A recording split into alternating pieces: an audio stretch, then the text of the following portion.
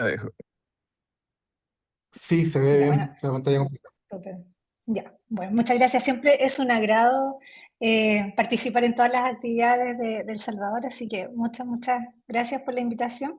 Yo feliz, como, bueno, como les comentó el doctor, yo trabajo en el Hospital de Punta Arenas actualmente, soy ex becada de El Salvador, pero trabajo en Punta Arenas hace algunos años como oftalmopediatra. Así que por eso en realidad eh, pensé en presentar acerca de trauma ocular. Probablemente muchos de ustedes tienen mucha más experiencia que yo debido al auto, pero haber pasado en El Salvador y el auto es siempre una motivación y siempre interesante saber cómo manejar estos casos y es por eso que quise presentar esto, porque además de presentar particularmente las cosas un poco distintas que hacemos en niños, probablemente también pueda aprender cosas de su experiencia si es que hay cosas que hacemos distintas, ustedes que ven muchos más casos que yo. Entonces, como introducción, eh, tenemos como sabemos que el trauma ocular en los niños tiene la gran desventaja que cuando genera secuelas son secuelas que son a largo plazo, de por vida. Y por lo tanto estos niños van a tener una discapacidad visual de por vida si es que no se maneja de forma adecuada. El trauma ocular es la principal causa de ceguera monocular en la infancia y bueno, muchos de estos casos son casos que son prevenibles y en los niños, en general, estas secuelas tienden a ser más graves que lo que vemos en el adulto, principalmente porque son traumas que ocurren en la etapa ambliogénica, niños que no tienen la madurez visual suficiente y por lo tanto van a tener esta discapacidad visual severa y que va a afectar el desarrollo ya sea personal, social y laboral en el futuro. En los niños tenemos muchas particularidades comparado con los adultos. Una de ellas es que en realidad los mecanismos de trauma pueden ocurrir de las maneras más inesperadas posibles o con los objetos que nosotros podemos pensar que son más inocuos. Ahí vamos a ver que la mayoría de las veces esto ocurre en las casas eh, cuando no están siendo supervisados. Y por otro lado, vamos a tener la desventaja que no siempre es fácil examinarlo. Muchas veces no vamos a poder acercarlos a una lámpara de hendidura como lo vemos en este niño, sino que por el contrario vamos a tener niños que va a ser imposible examinarlos y que muchas veces no nos permiten ni siquiera acercarnos de lo asustado que están como para poder evaluarlo. Y las diferencias principales que vamos a tener, bueno, en primer lugar, es que tenemos en los niños una predisposición a ciertos tipos de trauma, ¿verdad? Y que tiene que ver con la actividad que ellos hacen. Muchas veces estos son provocados por juguetes, por ejemplo. Particularmente, por ejemplo, una vez en un turno, solamente en un día, me tocó ver dos difemas traumáticos que fueron provocados por estos tipos de pistolas con estas Nerf que recibieron golpe en el ojo, dos niños distintos que no estaban jugando juntos en una sola oportunidad. Entonces, si bien se ven bien inocuos, pueden provocar a veces traumas bien complejos.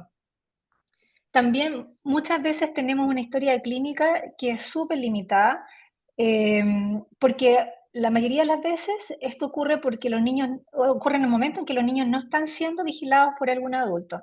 Todos sabemos que los niños los dejamos solo unos minutos y de repente pueden ocurrir desastres, ¿verdad? Entonces, muchas veces no tenemos una historia clínica clara, los niños no cooperan para la historia, muchas veces incluso están asustados pensando en que puedan como recibir castigos o qué sé yo, si es que no hicieron algo bien. Y además el examen muchas veces es difícil. Eh, la principal diferencia, como dije, comparado con los adultos, es que tenemos un sistema visual que está en desarrollo y por lo tanto eh, van a requerir un manejo que sea adecuado y que sea precoz para evitar la ambliopía. ¿Ya?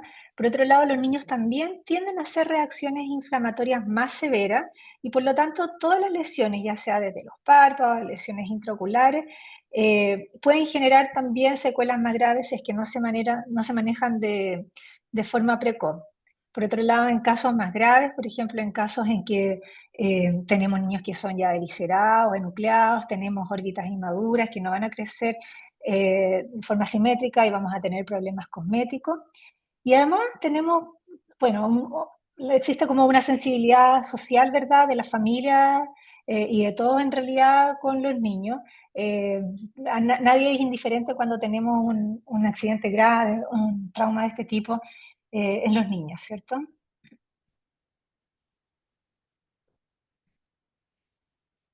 En cuanto a la epidemiología, bueno, la verdad es que la incidencia es súper variable. Hay varios estudios dependiendo de las distintas poblaciones.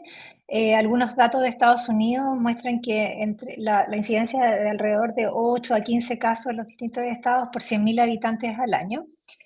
Y parecido a los adultos, la incidencia también es mayor en varones, probablemente por el tipo de actividad, por el tipo de juego que tienen los niños. Los mecanismos son muy variables. La mayoría de estos, como se muestra acá esta torta, ocurren en la casa, seguido por las actividades deportivas y por accidentes de tránsito también. Todo esto es trauma accidental, no me voy a referir al trauma no accidental. Los mecanismos, principalmente los niños más chicos, habitualmente son juguetes que, como dije muchas veces, ni siquiera pensamos que pueden ser, eh, que pueden provocar un daño, digamos, en un accidente. En los niños pequeños también una causa frecuente son las caídas y ya en niños mayores, mayores de 5 años, las actividades deportivas comienzan a tener un rol importante. Como dije, no siempre tenemos una historia clínica clara. Hay varios estudios que muestran que casi el 50% de los casos ocurren en el momento en que los niños no están siendo supervisados. Además tenemos el problema de la poca cooperación y muchas veces tenemos que evitar hacer un examen forzado y por lo tanto muchas veces no nos queda más opción que ir a realizar un examen bajo anestesia general. Algunos tips como para la evaluación de los niños. eh, bueno, hay que tratar de probar si algo funciona, digamos, y la idea es que cuando lo examinemos siempre esté el niño acompañado de alguno de los padres, sentado con ellos, tener regalos, alguna manera de tratar de coimearlos, con stickers, con juguetes, con cartas de Pokémon. De repente son cosas pequeñas que funcionan con los niños. Como dije, evitar la cooperación forzada porque muchas veces esto es peor, hace que el niño más rechace el examen y les puede generar valsalva, que si no sabemos de qué tipo de trauma se trata y si es un trauma abierto, podemos generar más daño debido a esta fuerza. Tratar de hablarle al niño de manera calmada, explicarle lo que vamos a hacer con anticipación para ver si es que logra estar un poco más Esto, ¿no? tranquilo y cooperar. ¿Dónde salió esta weón? ¿Mm? Muchas veces también dejar de usar el delantal para evitar que se asusten. En niños también que están llorando, muchas veces tener el box un poco más oscuro ayuda. Para que cuando está el box más oscuro tienden de repente a abrir los ojos y eso nos puede ayudar al menos a tener una aproximación general. Y si todo esto no funciona, francamente hay que ir a algún examen bajo sedación o con anestesia general. La idea es que cuando nos aproximamos al niño vamos a tener que rápidamente tratar de estimar qué tan grande es la extensión del daño para ver qué estructuras están afectadas. Muchas veces para esto necesitamos un equipo multidisciplinario, los niños llegan al servicio de urgencia y tenemos que trabajar con los médicos, con los pediatras de la urgencia. También, bueno, tenemos que ver la necesidad muchas veces de interconsultar a otros especialistas de oftalmología dependiendo del tipo de daño que tenga. Pensar que el niño probablemente va a requerir un ayuno si es que es un niño que va a requerir ya sea o una exploración y una reparación quirúrgica o simplemente para el examen bajo anestesia, pensar en dejarlo en ayuno, pensar en la inmunización del tétano, que bueno, en Chile está cubierta en la etapa escolar, pero en niños más grandes y en adolescentes, por ejemplo, pudiesen requerir algún refuerzo y el estudio radiológico necesario si es que estamos sospechando fracturas o cuerpos extraños intraoculares o intraorbitarios. Entonces, cuando tenemos un niño con un trauma, lo importante es tener una evaluación que sea más o menos sistemática como para tratar de que se nos pasen algunas cosas importantes. Así que bueno, acá es imposible en la presentación hablar de todas las posibles lesiones que pueden tener los niños, pero voy a hablar en general como de algunas que son las más frecuentes y de aquellas en las que tenemos algún manejo o que hay algunas cosas que son distintas a los adultos, que es lo que más frecuentemente vemos, ¿verdad? Entonces, bueno, en cuanto a las lesiones de párpado, sabemos que las causas y los mecanismos son muy, muy variables. Cuando tenemos estos niños tenemos que ver si es que tienen, por ejemplo, algunas otras lesiones asociadas, faciales o de cabeza, de cráneo, ¿verdad? Muchas veces necesitamos la ayuda de otros especialistas. Algunas veces podemos tener lesiones muy leves que en realidad la urgencia ni siquiera nos llama para evaluarlo, y que lo resuelven, por ejemplo, lesiones que no comprometen borde libre, que son nada más de piel, muchas veces las resuelven los cirujanos infantiles en la urgencia, pero habitualmente ya cuando tenemos un compromiso de borde libre o heridas mucho más grandes y complejas, vamos a tener que ir a evaluarla.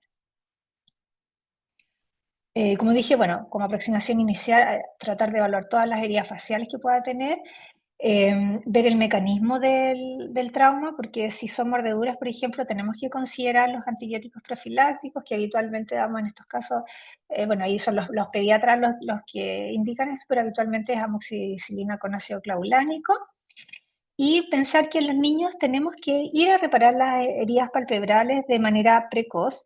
Hay estudios, los estudios muestran que habitualmente, si es que retrasamos esta reparación quirúrgica entre hasta 12, 36 horas, habitualmente no altera el resultado quirúrgico y por el contrario tiene algún beneficio porque nos permite que con el tiempo disminuya el edema, y esto va a hacer que cuando vamos a repararlos podamos aproximar los tejidos de manera un poco más fácil. Pero esto tiene que además ser antes de la cicatrización y como sabemos los niños cicatrizan mucho más rápido que los adultos. Por lo tanto, hay estudios que muestran hasta 72 horas, pero ahí hay que ver, digamos, depende del caso, si son niños más pequeños, probablemente vamos a querer ir a repararlos más precozmente y sobre todo si es que tienen compromiso de la vía lagrimal, porque está demostrado que cuando uno repara el canalículo de manera temprana va a tener un mayor éxito.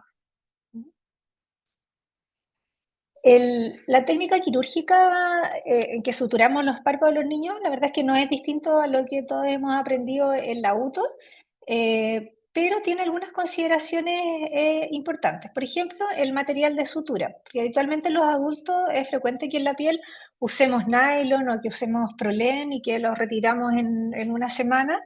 Pero en los niños hay que pensar que las suturas muchas veces, si son pequeños, son niños que no cooperan, no las podemos retirar en la lámpara de hendidura despiertos, así que muchas veces significa ir a llevarlos a un examen bajo anestesia general, someterlos a otro procedimiento de anestesia y por lo tanto acá vamos a preferir usar suturas que sean reabsorbibles. Lo que más usamos es Vicryl.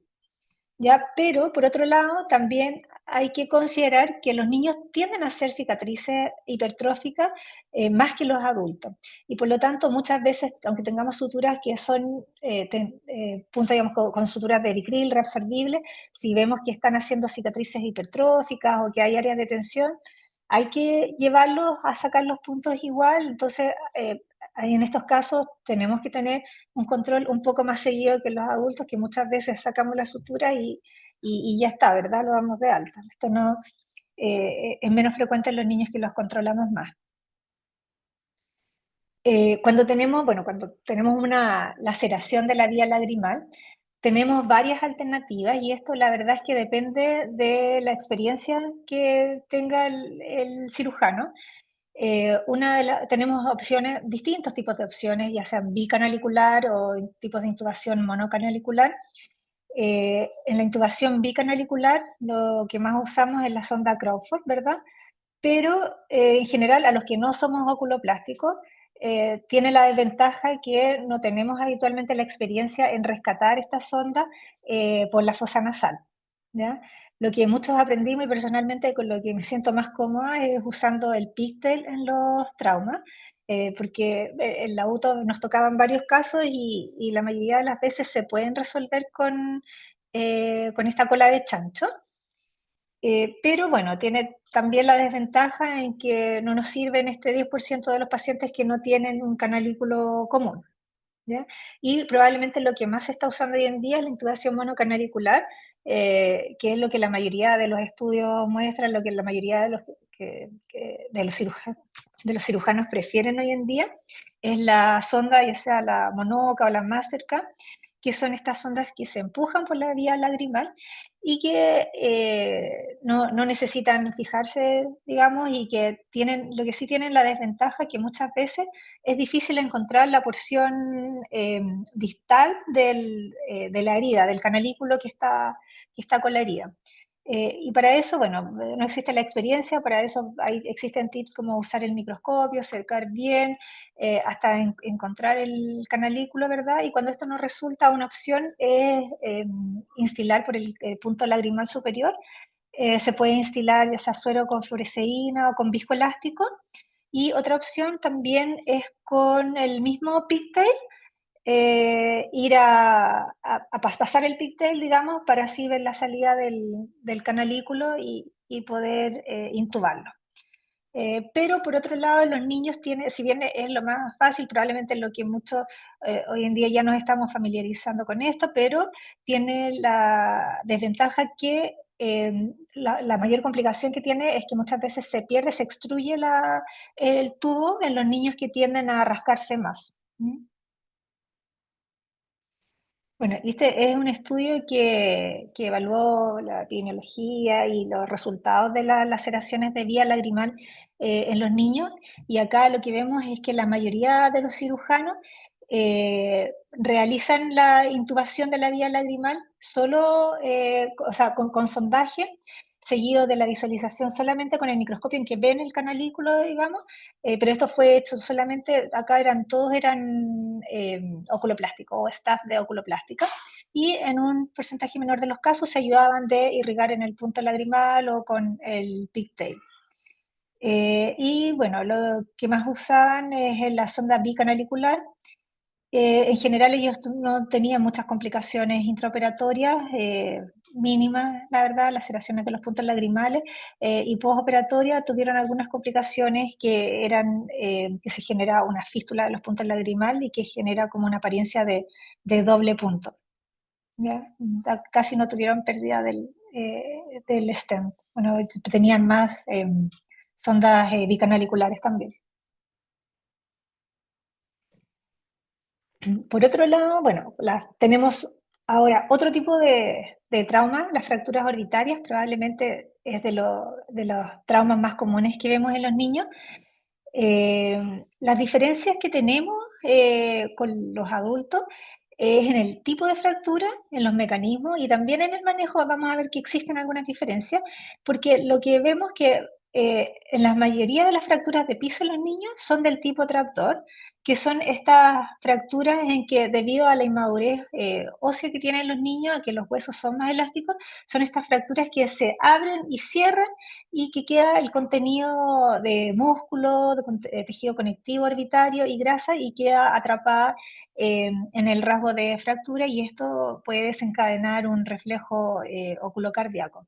Y esto es porque, como dije, debido a esta anatomía de los niños con este tejido óseo más elástico, la fuerza se transmite a través del anillo orbitario al piso y genera esta fractura que es la parte más débil habitualmente. Las indicaciones, bueno, estas van a ser, habitualmente estos tienen una indicación quirúrgica que es mucho más precoz que los adultos, esto se da mucho más en los niños, y algunas indicaciones quirúrgicas con relativa urgencia van a ser que tengan náuseas y vómitos persistentes, excesivo dolor, eh, y marcada restricción de la motilidad, porque acá la diferencia con los adultos, que habitualmente lo que todos sabemos, lo que hemos aprendido en general, los que no somos oculoplásticos, es que habitualmente uno espera un par de semanas antes de realizar una indicación quirúrgica en los adultos, pero en los niños, como todos los tejidos cicatrizan más rápido, eh, no es la excepción la órbita, y por lo tanto cuando existen estos atrapamientos, los tejidos van a tender a cicatrizar, a adherirse, van a generar esta restricción de la motilidad, van a generar un estrabismo restrictivo, y en los niños que están en un periodo ambiogénico no podemos permitir que permanezcan mucho tiempo con diplopia, ¿verdad? Con estrabismo, porque si no les va a generar una ambliopía. Por lo tanto, en general, lo que se ve es que el tiempo quirúrgico en los niños habitualmente tiende a ser como de 5 a 7 días, a diferencia de 2 semanas, que es lo más frecuente en los adultos. En el segmento anterior también tenemos una amplia variedad de lesiones que pueden ir desde lesiones mínimas, desde erosiones conjuntivales, a heridas gravísimas, heridas penetrantes, heridas perforantes. Acá también tenemos diferencia y es que, por ejemplo, en los niños, las heridas corneales también van a cicatrizar más rápido, van a generar más fibrosis, van a generar más vascularización y por lo tanto la gran diferencia acá con los adultos es que cuando tenemos heridas corneales tenemos que retirar las suturas más rápido. A diferencia del adulto que esperamos meses antes de retirar las suturas, en los niños la idea siempre es retirarlo lo más precoz posible y esto se ha visto que es alrededor de 4 o 6 semanas para evitar esta fibrosis, evitar un leucoma mayor, si es que no retiramos las suturas pronto, en casos como en esta foto, por ejemplo, en que el niño tiene catarata, cuando nosotros vamos a realizar la catarata, voy a tener un leucoma mayor que va a ser más difícil sacar esa catarata y por otro lado, después el manejo de la ambliopía también va a ser más difícil. En cuanto a las cataratas, el manejo de las cataratas en trauma en los niños también, la verdad es que el manejo es bastante controversial. No hay como una receta en que todos tengamos y muchos cirujanos que tienen distintas preferencias en los distintos centros. Una opción que tenemos es realizar el cierre primario de la herida corneal y posteriormente extraer la catarata. Y esto la verdad es que tiene varias ventajas. Dentro de ello es que cuando planificamos después extraer la catarata, lo realizamos como una cirugía programada en un ojo que ya está mucho más tranquilo. La experiencia, por ejemplo, bueno, en hospitales que no son de ojo, acá mismo en Punta Arenas, nosotros hacemos turnos durante los fines de semana o en horarios no hábiles, y cuando tenemos que realizar cirugías de urgencia, la hacemos muchas veces con arsenaleras que no son de oftalmología y por lo tanto no tienen manejo con el vitrector o con el FACO para los casos de adultos. Por lo tanto, lo mejor es realizar en estos casos una cirugía de catarata posterior con el personal que está más entrenado también. Y por otro lado, cuando el ojo está más tranquilo, vamos a ver mejor, de esta manera va a resultar un poco más fácil extraer la catarata y si es que no tenemos las suturas corneales, lo mismo, ¿verdad? La desventaja de esto es que al realizar una cirugía que es posterior, tenemos que esperar un tiempo para que cicatrice bien la herida corneal y por lo tanto vamos a retrasar el inicio de la rehabilitación visual. Vamos a dejar el niño con catarata 1 mes y medio por lo menos. Y por otro lado, cuando dejamos la catarata, sobre todo si es que la cápsula está abierta, vamos a tener mucha más inflamación y esta inflamación muchas veces puede ser tan severa que hay que estarlo manejando muy bien, controlando ese niño de cerca, porque si no puede generar un glaucoma de rápida progresión. Otra controversia también, otro punto en que no está bien claro entre los cirujanos es si ponemos un implante de lente intraocular en la cirugía primaria, ¿verdad? Cuando en el momento en que sacamos la catarata, o realizamos un implante de lente intraocular en una cirugía posterior. Y la verdad es que hay varios estudios que han comparado el implante de lente primario y secundario, pero en general este es un estudio comparativo de pacientes específicamente en trauma. Pero lo que se ve es que la verdad es que ambas técnicas tienen resultados que son visuales y refractivos que son comparables. Y el realizar un implante de lente secundario tendría la ventaja en que cuando calculamos el lente usamos las medidas del ojo operado para la biometría y por lo tanto tendría a ser un poco más exacto que cuando ponemos el lente primario que las medidas las hacemos ahí en pabellón y las hacemos usando las medidas del ojo contrario, ¿verdad? Cuando decidimos poner un lente intraocular, eh, tenemos que considerar cuál es el poder del lente intraocular que vamos a poner, porque tenemos que considerar que los niños van a tener un shift miópico en la medida que van creciendo y por lo tanto tenemos que considerar que lo ideal, bueno, hay varias alternativas. Una alternativa sería dejarlo métrope en el momento en que uno lo opera, no sé, a los 2 años y pensar en recambiar un lente en el futuro, pero es algo complejo, ¿verdad? Así que lo que la mayoría está de acuerdo es dejar a los niños con una refracción hipermetrópica, pensando en que lo ideal es que ese niño sea emétrope cuando alcance alrededor de los 8 años, lograr la metropía a esa edad. ¿Y por qué? Porque de todas maneras estos niños igual van a tener que usar un lente, van a tener que usar un lente bifocal en el ojo operado y además van a tener que usar protección con anteojos, así que lo que más se usa es dejar al niño con hipermetropía. Y por otro lado, los niños, a diferencia de los adultos, aceptan bastante bien cuando corregimos con anteojos altas anisometropías, a pesar de la aniseikonia que generan, lo toleran bastante bien. Así que habitualmente eso no es un problema. Y bueno, cuando decidimos implantar un lente intraocular, por supuesto que lo ideal es realizar un implante en el saco capsular, pero lamentablemente, específicamente en los casos de trauma, muchas veces no tenemos un soporte capsular adecuado.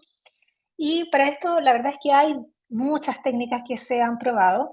Tenemos desde los lentes intraoculares que están suturados a la esclera, al iris, los lentes con fijación intraescleral, los Artisan, que son, bueno, los lentes de cámara anterior en los niños están, digamos, contraindicados principalmente por la pérdida de células endoteliales que generan y que generan descompensación corneal. Hay que pensar que estos niños van a tener que usar un lente intraocular de por vida.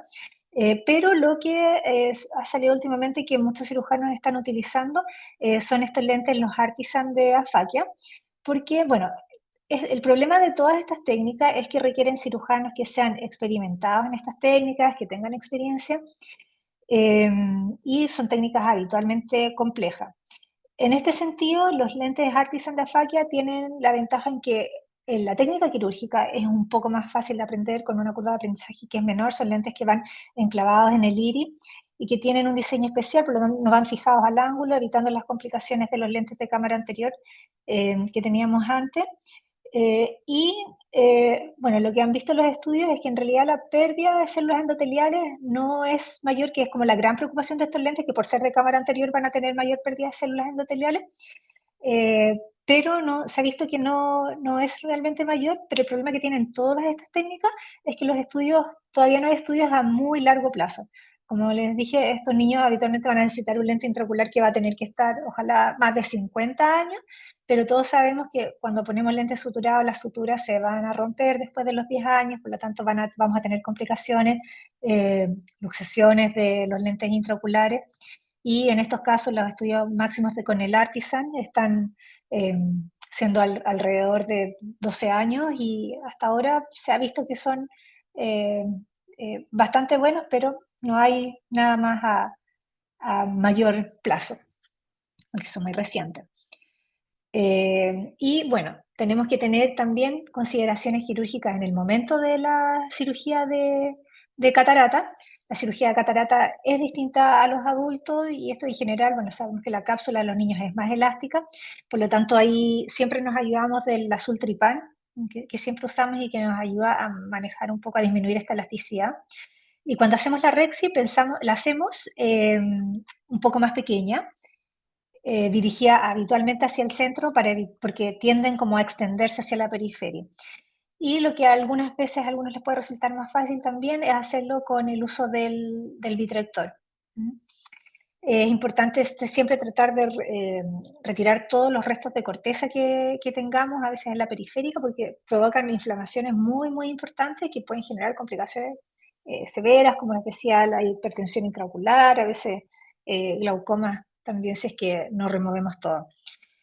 Y en los niños tenemos que siempre hacer una capsulotomía posterior y una vitrectomía anterior, porque de las principales complicaciones que tenemos en la cirugía de catarata es la opacidad del eje visual, y eso significa llevarlos a una segunda cirugía. Y solo podríamos no considerarlo y dejar, no realizar la capsulotomía posterior en los niños que ya son más grandes y que cooperan y que eventualmente podríamos hacerle un jack láser después despiertos. Ahora, todo este manejo en realidad quirúrgico del segmento anterior, de córnea, de catarata. Todo esto, la verdad es que todos esos esfuerzos son inútiles si es que no manejamos bien la ambliopía en el futuro, que esto es como el punto clave. El objetivo de este manejo va a ser el manejo quirúrgico para despejar el eje visual en los casos que tenemos heridas corneales, catarata. En el momento de la cirugía, tratar de minimizar el astigmatismo durante la sutura corneal para que después sea más fácil el manejo de la ambliopía. Como les dije, el retiro temprano de la sutura por las complicaciones que tiene. Y la corrección óptica precoz, que no necesariamente es un lente intraocular, sino que muchas veces puede ser también un lente de contacto, un lente de afaquia. Hay que verlo caso a caso, lo mejor que no funciona para cada niño y para cada familia. Y algo que es muy difícil también es la oclusión con parche. En el postoperatorio temprano habitualmente se parte con un parche muchas horas al día, 50-90% de las horas que el niño está despierto, hasta incluso 100% posteriormente, hasta que alcanzan un plató de la agudeza visual. Y la verdad es que esto es muy de ir probando cómo va la visión. Después cuando uno va retirando el parche, es más que nada ir eh, probando cuántas horas es lo que mejor funciona para los niños, para cada niño. En el segmento posterior, bueno, acá en realidad en cada uno de estos temas uno podría hablar una hora de cada uno de estos tipos de lesiones, pero habitualmente en todas las lesiones de segmento posterior son lesiones que son gravísimas. Los desprendimientos de retina, cuando tenemos hemorragias vítreas, las endoftalmitis, agujeros maculares traumáticos, ya evolución del nervio óptico, la verdad es que todos estos tipos de lesiones muchas veces requieren múltiples cirugías, pero a pesar de eso, la mayoría de todos este tipo de lesiones tienen muy mal pronóstico. Los resultados visuales en estos casos muchas veces son muy, muy pobres. A pesar de todos los esfuerzos que uno haga, mucha cirugía, hay estudios, por ejemplo, de la hemorragia vítrea, que comparan eh, cirugías precoces, cirugías un poco más tardías, pero muchas de ellas los resultados visuales son muy, muy, muy pobres. Y acá me voy a tener en realidad solamente en este tema porque es algo un poco controversial, tanto en adultos como en niños, la verdad, pero que hoy en día se ha estudiado un poco más, y que es el tema de la prevención de endoftalmitis con el uso de antibióticos sistémicos, particularmente porque en varios centros la verdad es que no se usan antibióticos sistémicos porque, bueno, de partida la endoftalmitis tiene muy baja frecuencia y por lo tanto no hay estudios que demuestren francamente que el uso de antibióticos sistémicos es beneficioso. Y, por ejemplo, cuando yo hice el fellow, eh, en Toronto simplemente no se usaba antibiótico sistémico como profilaxis. Pero hoy en día, en la mayoría de los centros, en realidad se está usando.